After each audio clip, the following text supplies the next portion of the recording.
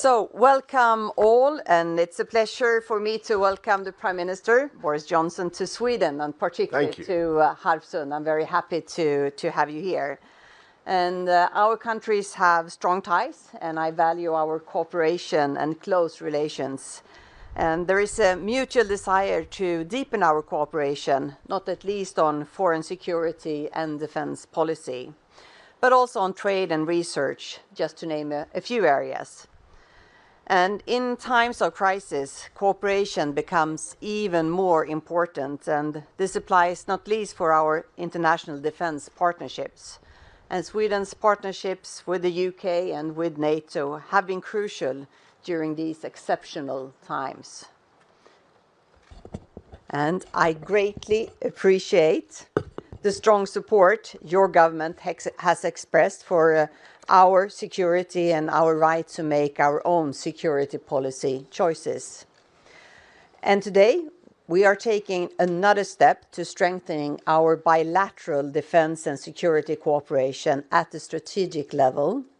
And I'm very happy that you have come here today for the signing of our bilateral political declaration of solidarity. And the Prime Minister and I have agreed to face challenges in peace, crisis, and conflict together. And if either country should suffer a disaster or an attack, the United Kingdom and Sweden will assist each other in a variety of ways. The support will be given on request from the affected country and may include military resources. The declaration serves a crucial purpose regardless of the choices Sweden will make in terms of our security policy in the future. And President Putin thought he could cause division, but he has achieved the opposite. We stand here today, more united than ever, and with the ambition of strengthening our bonds even more. And the Russian aggression against Ukraine has been met with incredible bravery from the Ukrainians and the Ukrainian leaders, but also by a unanimous condemnation and firm response from the entire transatlantic community and beyond. And I look forward to continuing our close cooperation and our bilateral relations, but also on robust actions to put pressure on Russia and in support of Ukraine. So please, Boris, the floor is yours. Well, thank you very much, Prime Minister Andersson. Thank you, Magdalena. And thank you for having me your absolutely beautiful Harpsund retreat. Breathtaking and great to be back in Sweden and great to see you again. This week, many of us have been paying tribute to the brave men and women who secured victory and peace in Europe 77 years ago. And so it's a sad irony that we've been forced to discuss how best to fortify our shared defences against the empty conceit of a 21st century tyrant. When Europe celebrated VE Day in 1945, a victory that was, of course, in no small part ensured by the heroism of the Russian people, we hoped that peace on our continent would endure. Well, Putin's bloodthirsty campaign against a sovereign nation has put an end to that hope. And we face a new reality, but one that we face together. Throughout this conflict, our Nordic partners have been leading international support, not just for Ukraine, but also for European security. From sending defensive weapons and equipment to bringing together international partners and standing shoulder to shoulder with us in the UN, the Human Rights Council, the ICC, the International Criminal Court. The war in Ukraine is forcing us all to make difficult decisions. But sovereign nations must be free to make those decisions without fear or influence or threat of retaliation. So I'm very pleased today with you, Prime Minister Andersson, to sign this Mutual Security Assurances Declaration. It's an agreement that brings our two countries even closer together. It will allow us to share more intelligence, bolster our military exercises, and further our joint development of technology. The many carcasses of Russian tanks that now litter the fields and streets of Ukraine, thanks to Swedish developed and British built NLAWs, certainly speak to how effective that cooperation can be. But most importantly, this is an agreement that enshrines the values that both Sweden and the UK hold dear, and which we will not hesitate to defend. And as you put it so well, Magdalena, when we were out on the lake, we are now literally and metaphorically in the same boat. Thank you all very much. I think we're going to go to the media now.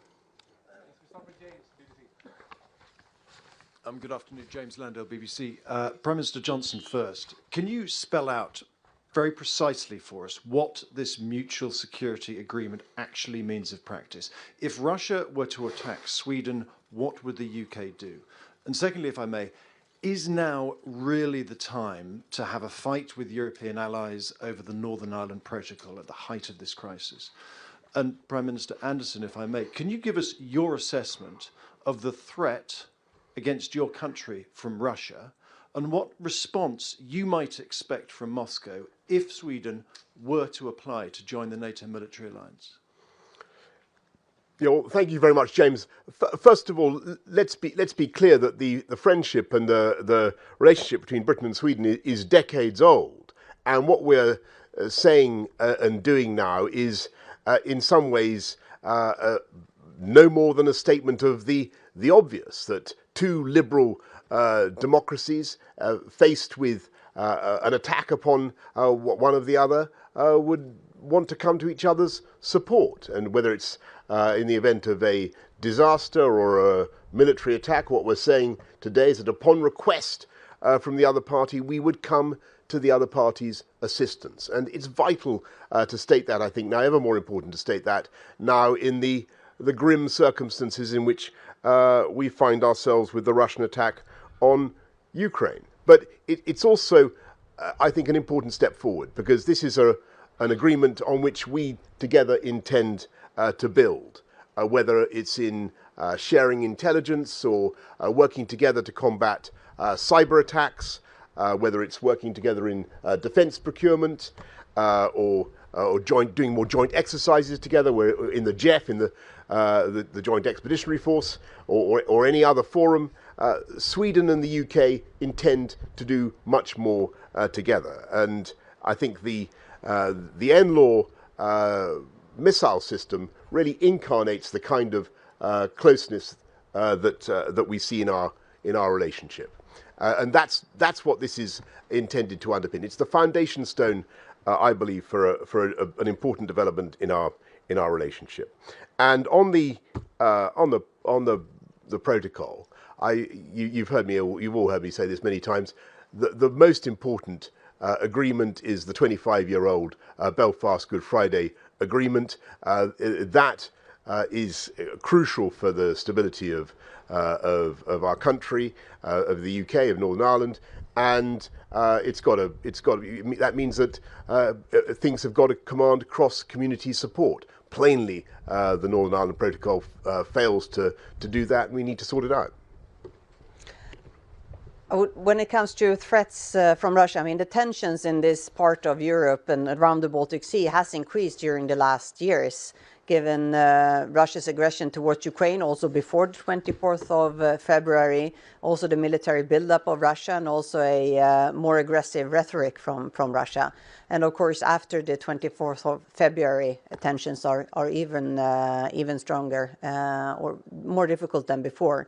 And of course, looking at the Russian military forces right now, they are rather occupied in Ukraine. If Sweden decides to send in an application to join NATO, Russia have said that they will respond, but then exactly how they will respond is unclear. They have said that they will increase their military presence in this region if Sweden and or Finland sends in an application. Hello, my name is Ulf Ambreus Bonnevie from Swedish television. Mr. Prime Minister Boris Johnson, the question here in Sweden is, what kind of aid can we expect if we were to be attacked in any way during the transition process until a full membership in NATO? Can you be a little bit more concrete on what type of aid you will be sending, if so? Will you send troops to Sweden, for instance? And to Magdalena Andersson, how safe can we feel today compared to yesterday after this agreement that you signed today? Thank you. Well, thank you very much. And I think the declaration really makes it clear. It's upon request of of Sweden. The UK will, of course, provide assistance. But what matters primarily is what Sweden decides to request. Or what we're saying is that we are long-standing friends of Sweden. We're massive partners and supporters of Sweden. We share the same ideals, the same values. Sometimes things should go without saying, but they're worth saying. It's worth emphasizing that if Sweden were attacked and looked to us for help and support, then we would provide it. But it's up to Sweden to make the request and to spell out exactly what support is requested.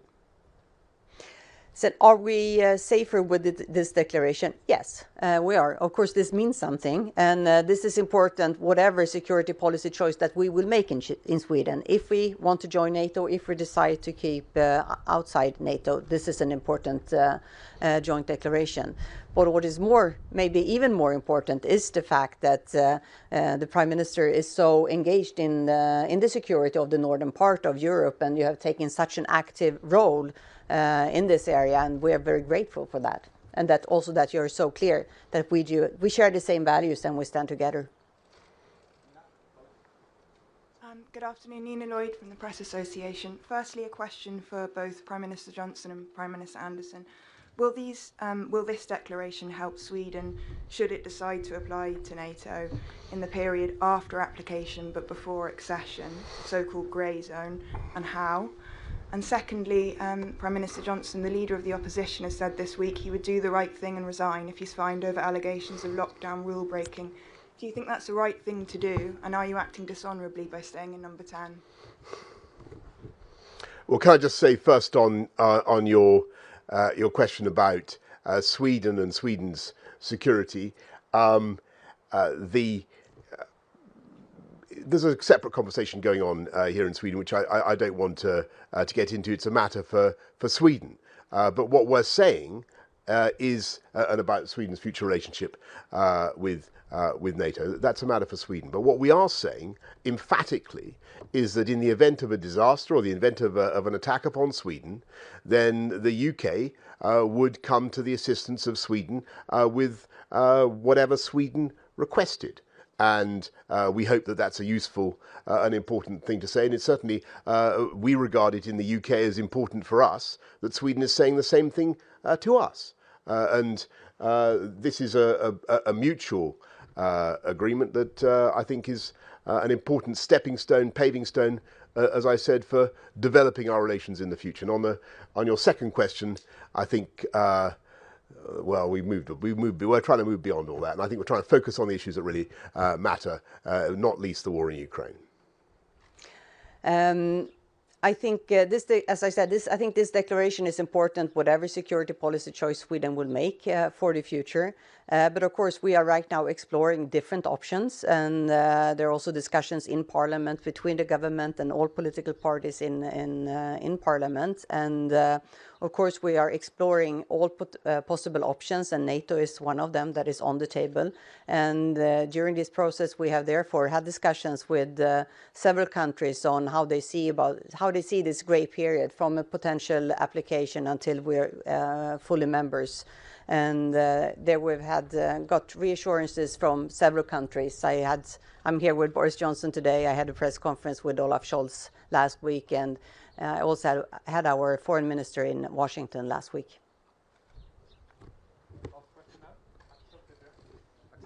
TV4. Mr. Boris Johnson, how strong is this declaration of solidarity compared to NATO's Article 5? Would you, for example, assist Sweden with nuclear weapons in the case of war? And what has Sweden in turn promised the UK for this declaration? Will this declaration hold even if we do not join NATO, for example? Or Yeah, do we promise well, something else? Yeah, I think that's the really good question, because I think that in a way this declaration is something that is about the UK and Sweden standing together, affirming our friendship and our partnership and our willingness to come to each other's defence and support. That's what it is. I think there's a separate issue about NATO, which I think Sweden is going to be addressing in the course of the next few days.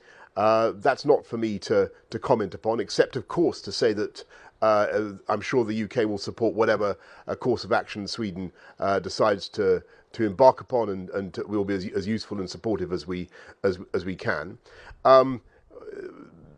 This is, I think, this is about our joint decision to show that we will support and defend each other. Now, when it comes to our deterrent, our nuclear deterrent, that's something we don't generally comment upon. But what I've made clear is that it's up to either party to make a request, and we take it very seriously.